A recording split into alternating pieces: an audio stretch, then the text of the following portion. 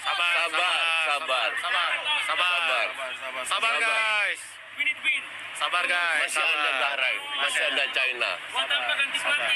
Betul, tapi Sabar, baru guys. match pertama. Kamu harus kritis, coach. Betul, aku akan kritis, sabar Jangan aja. Belanda dong. Enggak. Mentang-mentang Belanda semua. Kita kritis, sabar. Kritis dong. Nggak apa-apa dong. Oh iya. Kita boleh berpendapat. Iya. Berpendapat di YouTube Oh, kan. saya teriak-teriak kan? Nah, nggak apa-apa Oh, dong. teriak-teriak kan? Ya ini Sabar, Andong sabar, Kencono, sabar. Sabar. Oke. Ya. Kita Lanjut, paham Bagus kecewa, aja. kita On me, semua on me. kecewa. Ya, Paham. skena dulu. Ya. Kita semua Ini kecewa. dulu, ya. Kita semua kecewa, Sabar paham. guys, ini udah banyak beberapa Ngerti? fans yang Dukung Indonesia. yang mulai ini ya, nggak apa-apa. Terima kasih kepada Ketum PSSI atas pergantian pelatih Timnas Indonesia dan jajarannya. Ketika mereka datang, mereka disambut dieluk-elukan bagaikan sang bintang.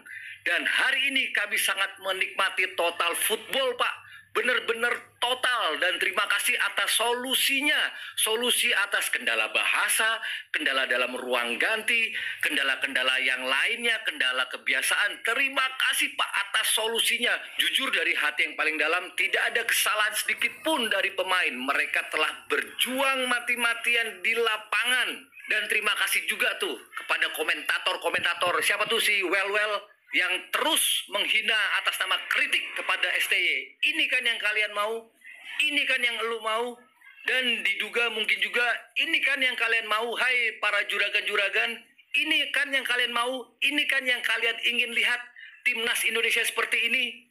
Tapi kami secara pribadi tetap optimis Timnas Indonesia dikembalikan ke dalam bentuk sebelumnya. Pesan saya, yang tahu diri mundur. Yang tahu diri dipulangkan, yang masih punya hati nurani dan wisdom kembalikan, yang memang layak dikembalikan. Timnas Indonesia selalu di hati. Kalau misalnya Bang, kalau akhirnya nanti lawan Australia lu kalah, lawan Bahrain lu kalah, siap-siap deh di stadion dengar Sintayong.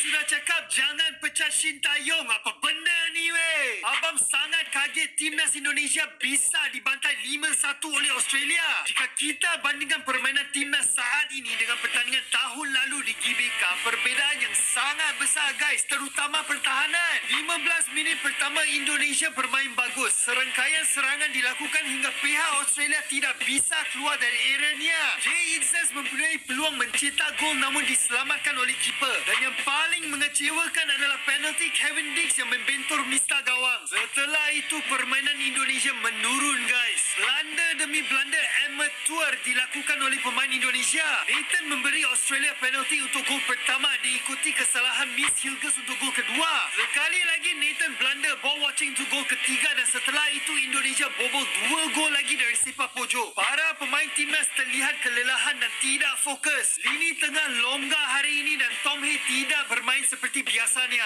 Serangan pula tidak memiliki chemistry. Hanya ada satu positifnya. Ole Romani adalah striker yang sangat bagus untuk Indonesia. Sayangnya pemain sekitarnya tidak perform hari ini. Seburuk apapun pertandingan hari ini, pendapat Abang Patrick Kluivert tidak bisa disalahkan. Kerana sang pelatih hanya punya waktu 2 hari untuk berlatih bersama tim. Namun yang jadi pertanyaan, apakah lebih baik Sintayong dikekalkan dulu hingga berhasil lolos ke Piala Dunia lalu dilakukan pergantian pelatih? Bagaimana pendapat kalian? Komentar di sini.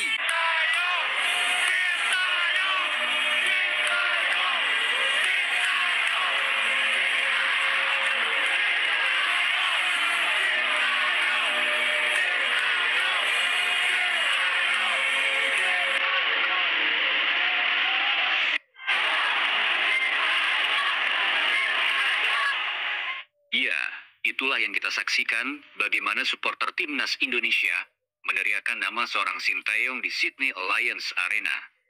Bukan meneriakan nama Sintayong di depan STY itu sendiri, tapi langsung di hadapan pelatih utama Patrick Kluivert. Oke teman-temanku, Assalamualaikum warahmatullahi wabarakatuh. Salam sehat, salam sejahtera untuk kita semuanya. Di kesempatan kali ini saya ingin membahas kekalahan timnas kita Indonesia dengan skor yang sangat telak, yaitu 5-1. Memang kita dibantai oleh Australia dengan skor yang sangat luar biasa, yaitu sangat besar, yaitu 5-1. Tetapi kita juga tidak bisa menyalahkan pelatih kepala Patrick Kluivert, karena pelatih kepala bertemu dengan beberapa pemain itu hanya mempunyai waktu 2 hari. Jadi sangat kesulitan untuk memadukan antar lini dengan lini yang lain, juga untuk mengkombinasikan antara pemain dengan pemain yang lainnya. Tetapi kita juga harus melihat kesalahan sedikit yang dilakukan oleh Patrick Kluivert. Seharusnya pelatih kepala Patrick Kluivert itu harus bisa membaca, berhubung gitu, timnas kita itu bermain di tandang atau main di kandang lawan, seharusnya mampu meredam atau kita tidak terlalu atraktif atau menyerang dahulu, tetapi kita harus bisa melihat karakteristik permainan Australia ketika bermain di kandangnya sendiri. Memang di dalam pertandingan sebelumnya Australia pernah ditahan 0-0 oleh timnas kita Indonesia ketika itu masih di bawah kepemimpinan Sintayong. Tetapi kalau saya melihat dari konteks ini, ya, yang saya salahkan pertama kali adalah Ketua Federasi, yaitu Bapak Erick Thohir. Bapak Erick Thohir seharusnya ketika ingin memecat seorang pelatih, seharusnya event kualifikasi Piala Dunia round ketiga ini harus selesai. Ketika hasilnya tidak baik, harus dipecat. Itu sangat luar biasa. Tetapi yang dilakukan oleh Bapak Erick Thohir ketika memecat seorang Sintayong itu, Sintayong dalam kondisi track record atau di dalam jalan yang bagus setelah memenangkan 2-0 melawan Arab Saudi. Di benak kita semuanya adalah kita juga tidak tahu apa yang dipikirkan Ketua Federasi Erick Thohir kenapa harus memecat Sintayong. Itu yang sampai sekarang kita belum menemukan apa penyebabnya. Menurut saya yang sebaiknya lebih baik mundur, yaitu adalah Bapak Erick Thohir. Bapak Erick Thohir sebaiknya mundur ya dari Ketua Federasi PSSI, karena memang pecinta sepak bola Indonesia itu yang kita harapkan adalah sebuah kemajuan, sebuah kemenangan. Tetapi ketika kita mempunyai jalur yang baik, jalur yang bagus, tetapi pelatih kepala kita sebelumnya Sintayong malah diputuskan oleh Bapak Erick Thohir. Dan kita semuanya saat ini padahal kita mendukung sekali yaitu timnas kita Indonesia.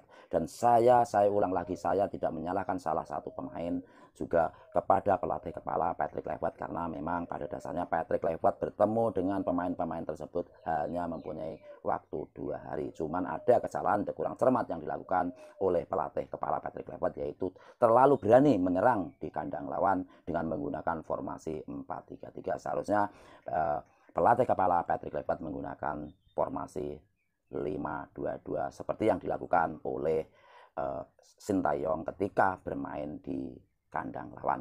Tetapi mungkin pelatih kepala Patrick Kluivert ingin menunjukkan saat ini seperti ini loh permainan kita timnas Indonesia. Kita harus mempunyai total football, menyerang dengan cepat, memasukkan gol dengan cepat. Tetapi itu ditangkap dengan cermat oleh pelatih dari Australia sendiri. Mereka menunggu ya seperti apa serangan-serangan yang dilakukan oleh timnas Indonesia. Lalu mereka setelah mengetahui ya kelemahan-kelemahan yang kita punyai, lalu mereka menyerang balik dengan counter attack yang sangat cepat. Walaupun kalau kita lihat dari ball possession pun kita menguasai dengan 61 dibanding 39.